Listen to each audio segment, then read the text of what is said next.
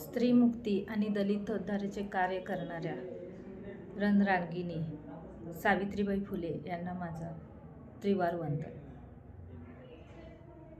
आपल्यासाठी ही अभिमानाची गोष्ट आहे की सावित्रीबाई फुले यांचा जन्म सातारा जिल्ह्यामध्ये नायगाव येथे झाला. ज्या काळात चूल आणि मूल एवढेच स्त्रियांचे विश्व होते, शिकणे म्हणजे महापाप मानले जायचे, त्या काळात सावित्रीबाई फुले यांनी मुलींच्या शिक्षणासाठी लढा दिला. ज्योतिराव फुले यांच्या साथीने पहिल्यांदा त्या निरक्षर होत्या, पुन्हा साक्षर झाल्या, स्वतः शिकल्या आणि त्यानंतर त्यांच्या साथीने त्यांनी शिक्षणासाठी लढा दिला.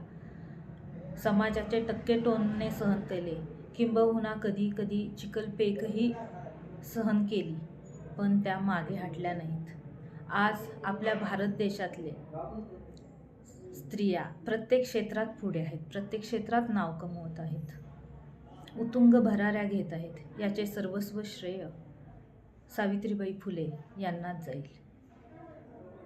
त्यांनी जो लढा दिला तो जर दिला नसता तर आज आम्ही इथवर नसतो. मी तर म्हणेल, मी आज इथे डॉक्टर आहे ते सुद्धा त्यांच्यामुळेच.